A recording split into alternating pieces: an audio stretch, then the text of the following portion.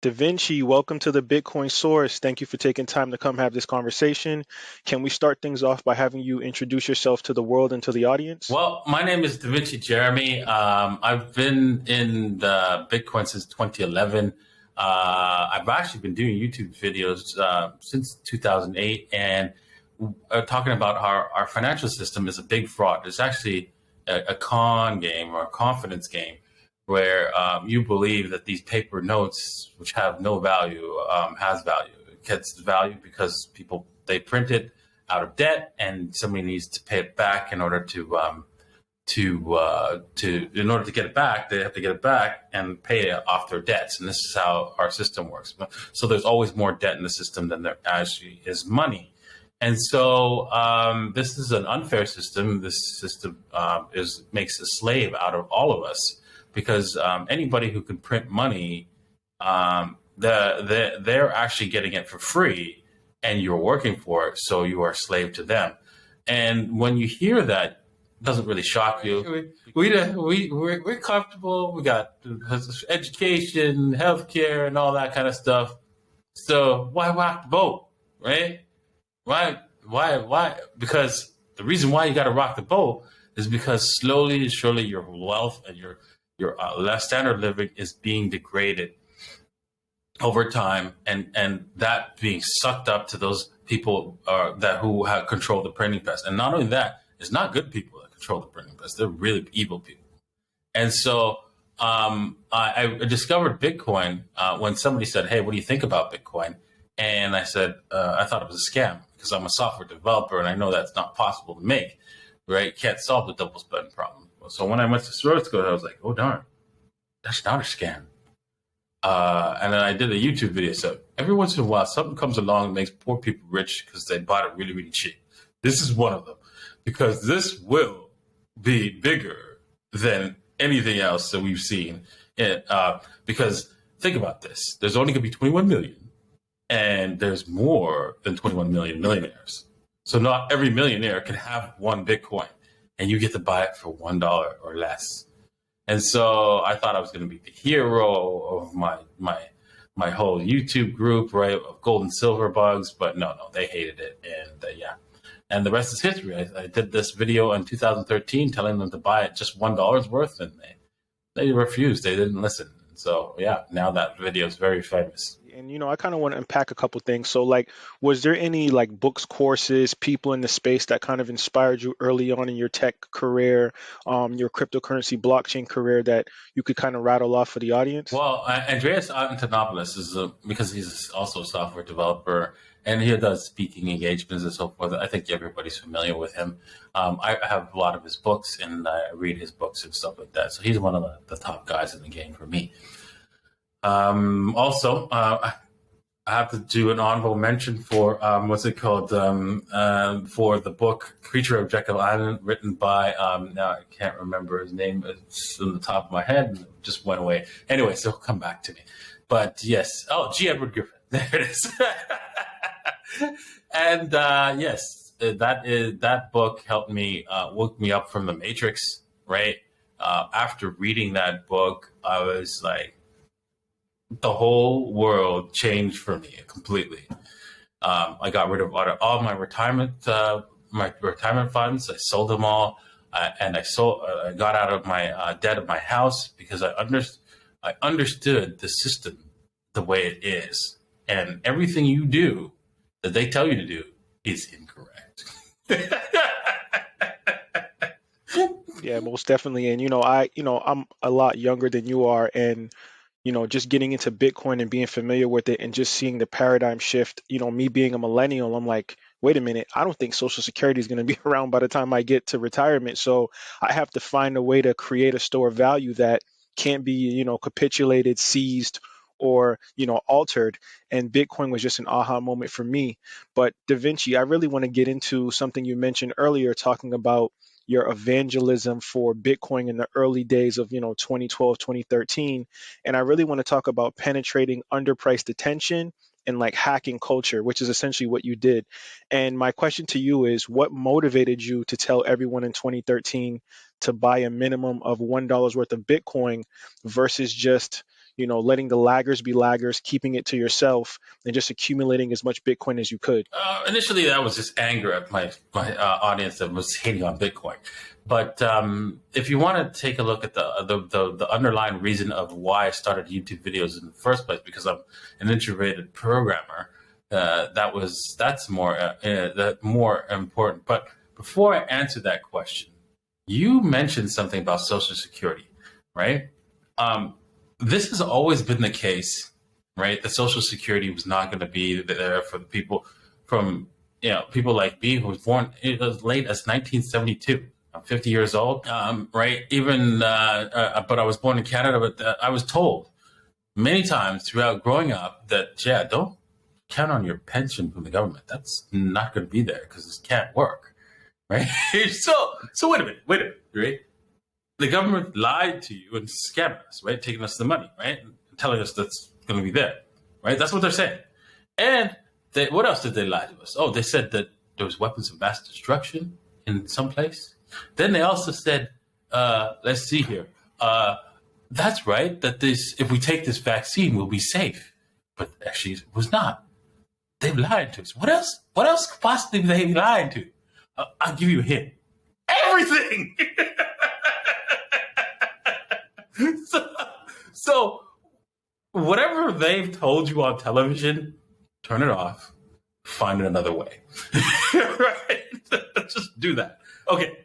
If you do that, you'll find yourself very successful in life. All right. So with that question, well, a long time ago, growing up, I watched this video of this little boy who was throwing fish into the water. Right, the fish.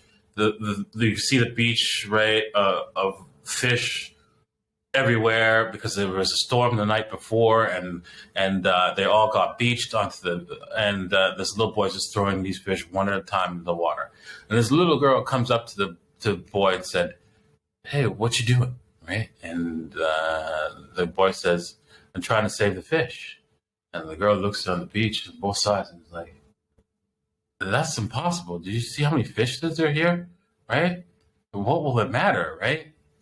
And he says, the little boy said to the little girl, "Oh, it won't matter, but it will matter to the fish that I do save."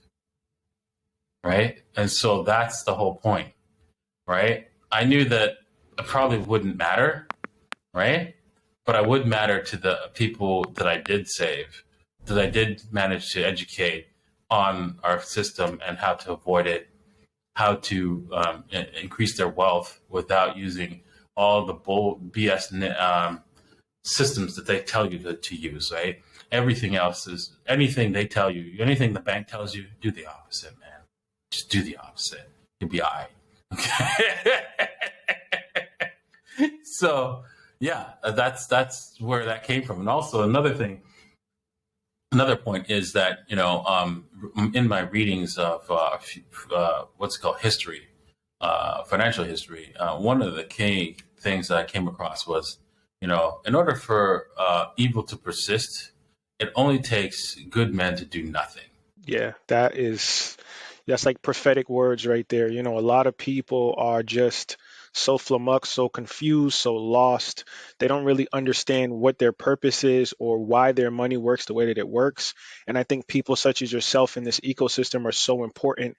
And I don't think that you get enough of the flowers that you need to get because, as a tech person, as someone in the coding space or the software engineering space, and this kind of segues to my next question, but just to get this off my chest really quickly, I think that as we go into this digital paradigm that's changing from the physical into more digital based entities, being familiar with code, being familiar with software, hardware is just something that, people in our culture need to get on board with. And, it's taboo, it's not like catchy like sports, drugs, or entertainment, but as we kind of get bigger into this paradigm, people are going to realize like, if you can't read JavaScript, if you don't understand what the backend core of, some of these blockchain technologies look like, or you can't have articulation about it, you're going to find yourself in a situation where you're being boxed out, where we're already being boxed out now with the overprinting of money, massive inflation. But it's going to get even worse when you see companies like Tesla. They're building robots. All these low barrier labor based jobs are going to disappear, and whatever you can get as a job, it's best to kind of take some of those wages and put it into something that's going to you know compound over time in a long process. So, Davinci, a question I really had for you, and this is something that I wanted to ask you because you have skin in the game and you've been doing it for so long. The back end of the protocol for mining and maintaining the core code on Bitcoin is something that most people are confused about. How important is it, in your opinion?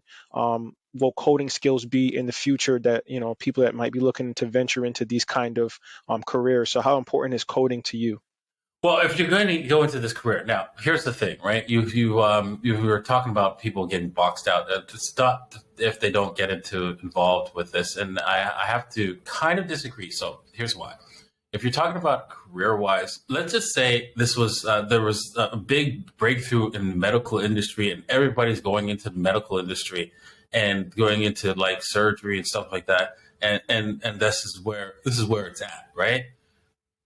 I wouldn't do it because I just can't stand blood, right? That doesn't mean that I should, that just because everybody else wants to do it because that's where the money is. And just because that's where the money is, I'm not going to do it, right? Because it's not what I want to do. And our whole society, right, with money, actually, allows us to what's it called? Specialize in something that we do love. So, if you're watching this, don't feel like you have to be a programmer, to be a JavaScript developer, or even know exactly how the Bitcoin protocol works. You don't. You have to have a general idea, and that's about it. But you could always specialize in something else, and just know that people like me are passionate about it, and will not let these mofos try to add some BS into the system, because we've been there, done that, got the T-shirt. We don't want it again.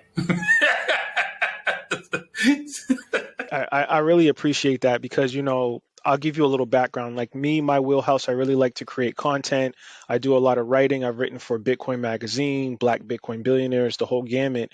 And, I've dibbled and dabbled in all different type of industries, from finance to business. I even done some, software engineering, mainly JavaScript, Python. And I started late in the game. They talk about barrier of entry. A lot of people getting into the tech space, or the good quote unquote coders, they start at a very young age and they kind of mold their brain to understand and look at the code and look at the some of the context behind some of the coding ability. And it was difficult for me, starting in my 20s to try to code and learn and keep up with some of the whiz kids. It was super hard. So I'm grateful and honored that you actually gave that transparency about you don't actually really need to be the best programmer in the world or even good at programming to understand Bitcoin, to understand blockchain technology, and to really have a grasp of what it looks like to people that aren't that technically savvy. Exactly. I feel that's the case, and you can get deep into it if you like to, if it fancies you, right? And and that's great if you do. So. Next question, Da Vinci. So, in this question, I love and I can't wait to ask you this. But, you've done a lot of great things in the space. You've really been kind of like, an evangelist for Bitcoin, cryptocurrency, blockchain technology, like I mentioned earlier. But what was your, aha moment when you realized that Bitcoin was the right decision? Was it before you became wealthy or after? It was right when I told you the story about it, right? I read the source code. I was like, oh, shame, this is not a scam. This is going to work. And I started buying it. And first I started buying it. I couldn't buy enough, right? I didn't trust MT Gox because it was the only place to exchange to buy. So I wish I did. I should have, just because I was going to drop 20K at 20. So that would have been a lot easier, right? So instead I spent the 20K on mining equipment. I started mining like crazy, right? Had my own mining pool and so forth. And that's what I did. Now, I regret it. I was regretful that I didn't know about it when it was free, because I would have went friggin'. I would have, if I did, I would have went balls deep. I would have went buying servers everywhere. I would have loaded up Amazon with, with all their CPUs, because it was just CPUs back then, before the graphics cards, when it was free. I would have been every single Amazon server, right? Would have been like, I would have spent a lot of time and money, right, and effort to do that, knowing that it was zero value at the time, but knowing what it could potentially do, it was just like, it would have been a no-brainer for me, right? No-brainer. And that's why when I bought it at the top of $32 and even bought it at the lows of $2, and I was laughed at because it was dropped to $2, it didn't matter, because I knew what it was and what it's going to be. So if you're here right now, you're wondering, well, and you finally get what it is, what Bitcoin is, and you see that this is going to be the money. We want you to understand something about when Bitcoin becomes the money. Money is an aggregate of all of the society, all the assets of our society. What is an aggregate? It's a fancy word for things. This is a thing. This is cards a thing. This mouse a thing. Monitors and the thing that's in front of you, right? The computer, the keyboard's a thing, right? There's lots of things in our economy, and money happens to be one of them. But there's an odd thing about money. Money has a value. All the money in the world has the opposite value of all the things that are not money. So, effectively, Bitcoin's got to have that valuation in order for it to be money. Think about that for a second. Now, if you invent anything in this world, it will never surpass the value of all money. Never. Think about that. So that's why you still earn it in Bitcoin. Yeah, everybody says that. And, there was something that you said earlier too about having like some regret. And I remember, I got into the Bitcoin space in 2017. So I'm kind of a little bit later than when you got in, but I can still remember faucets when you could go online and, get into a faucet and they would give you 100 coins or 200 coins.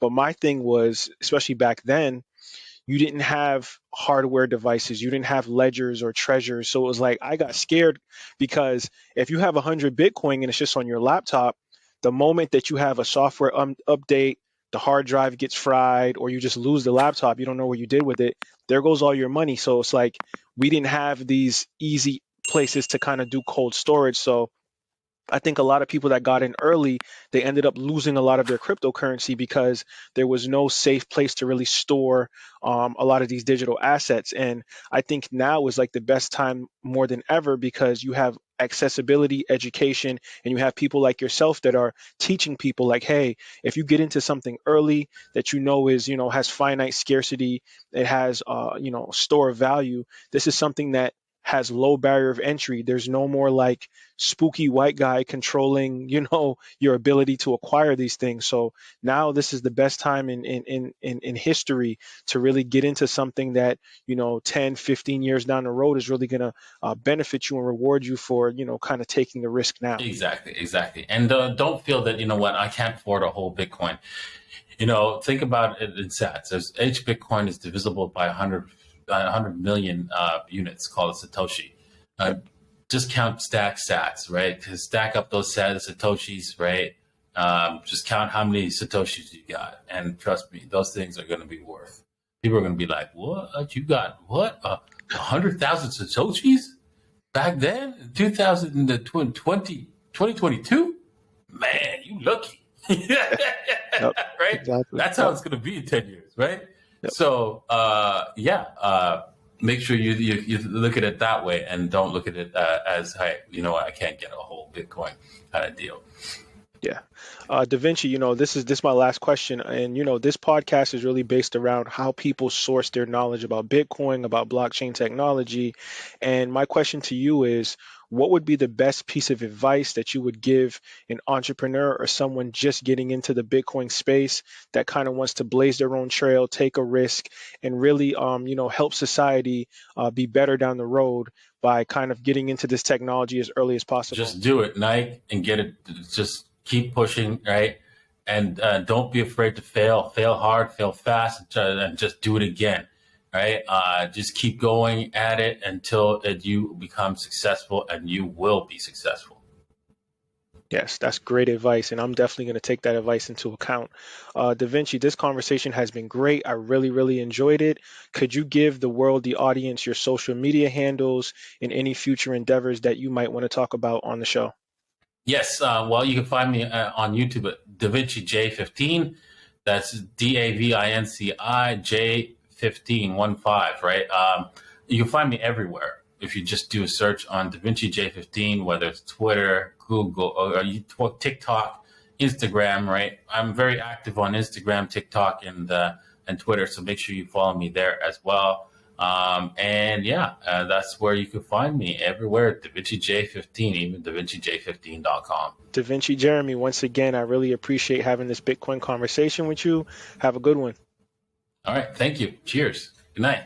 Thank you.